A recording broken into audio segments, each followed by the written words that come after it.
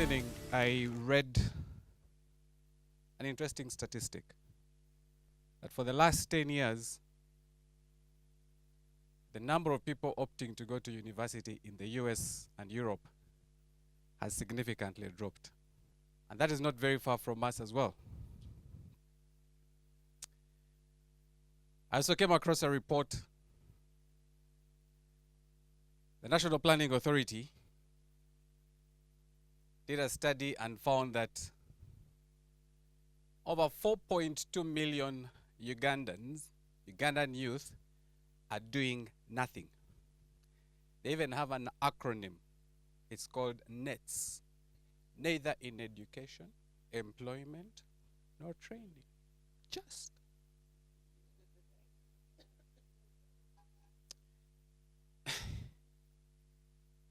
Friends, laughable as it is, but it speaks to a challenge that we're struggling with. I had an opportunity to join the faculty of IT in Makerere.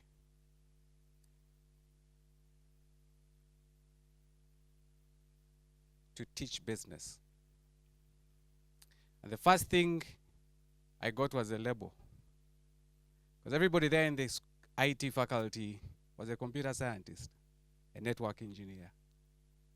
Serious people, eh? My label was you in humanities. But the more I got in, the more I appreciated the power of language. That when people get to know, when you get to speak their language, they accept you into their own fold. So I started learning and understanding what is technology all about.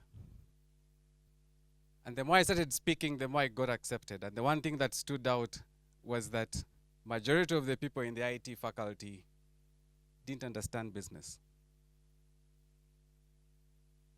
They didn't understand business.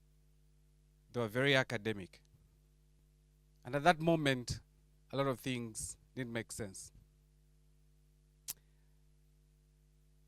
The challenge and the trends we're struggling with in the education sector is that even those of us that have our children in school, our own children are telling us it doesn't make sense.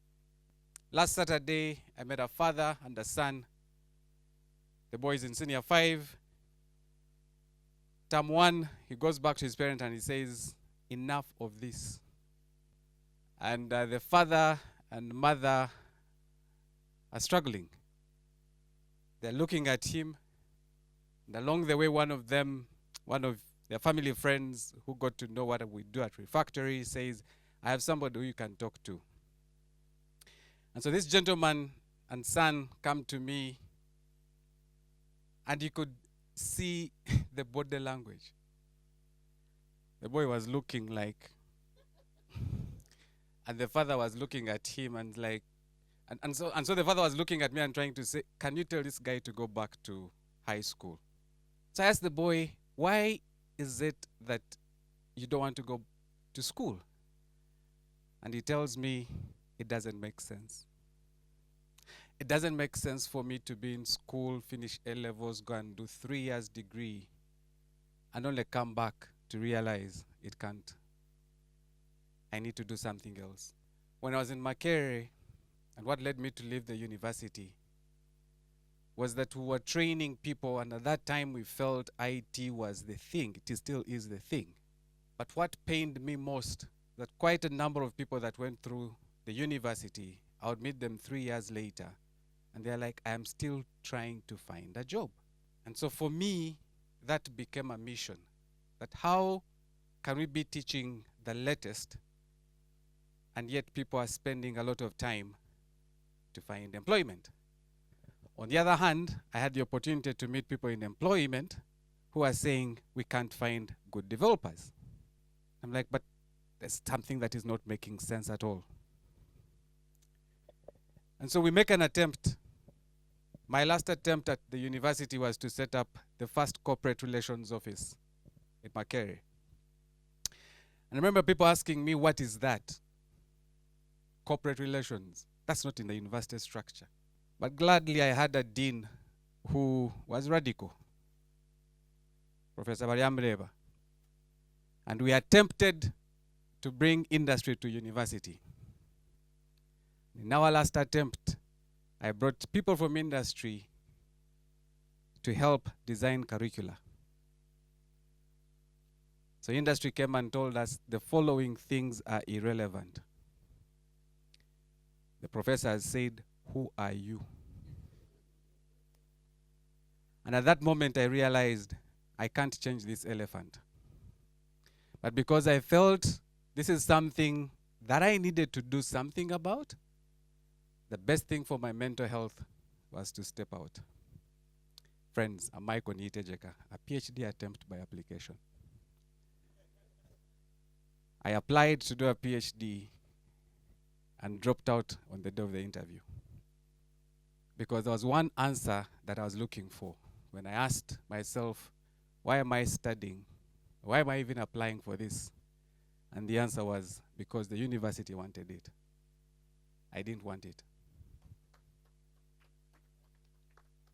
And so I stepped out and everybody said, you should have stayed. Just get it. I'm like, guys, 4 years is a lifetime. Duration has become a variable. One time, I tweeted and asked a question, who said a degree must be 3 years?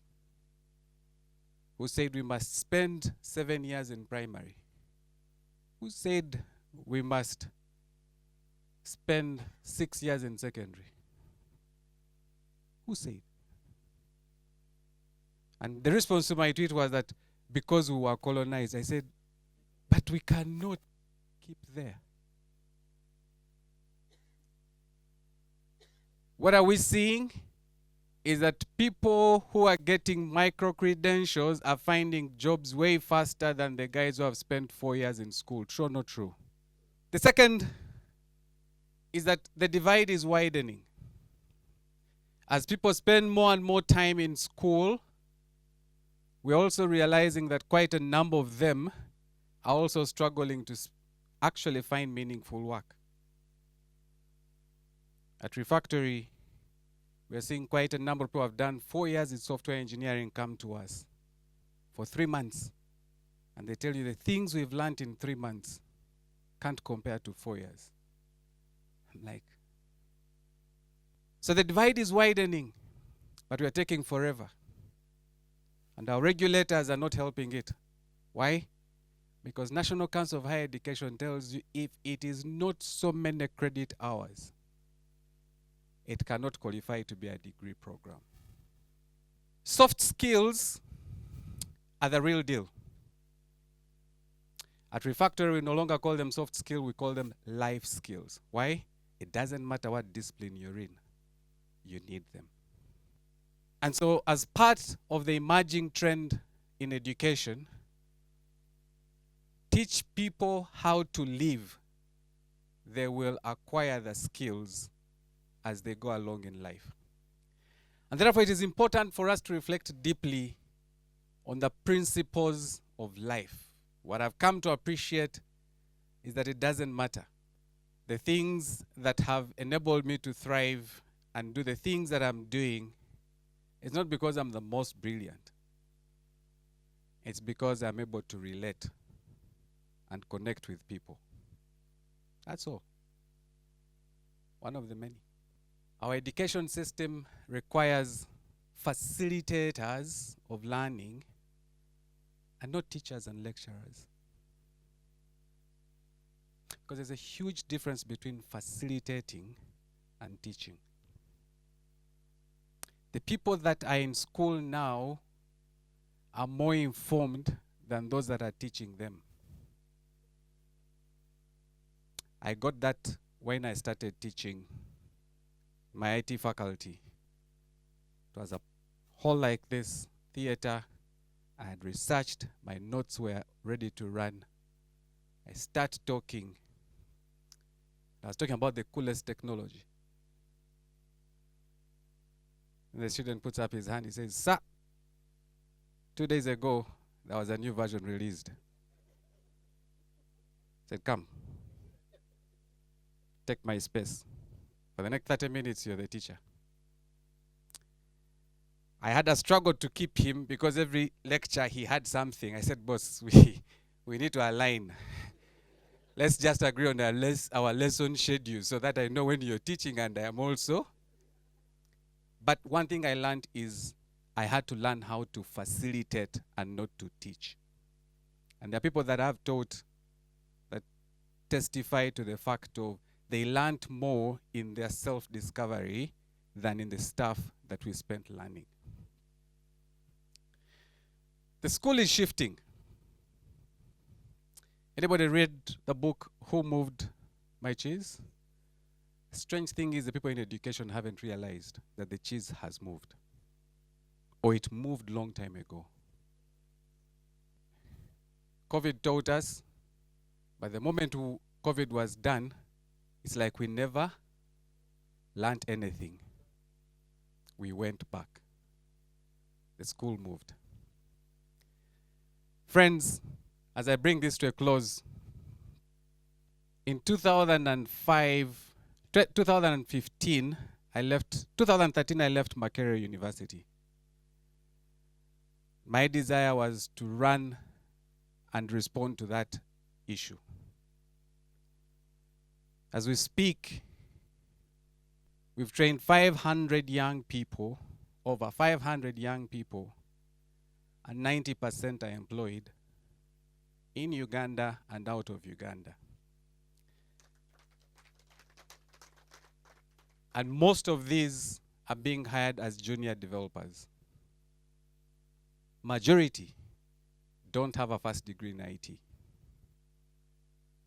Quite a number are senior 6.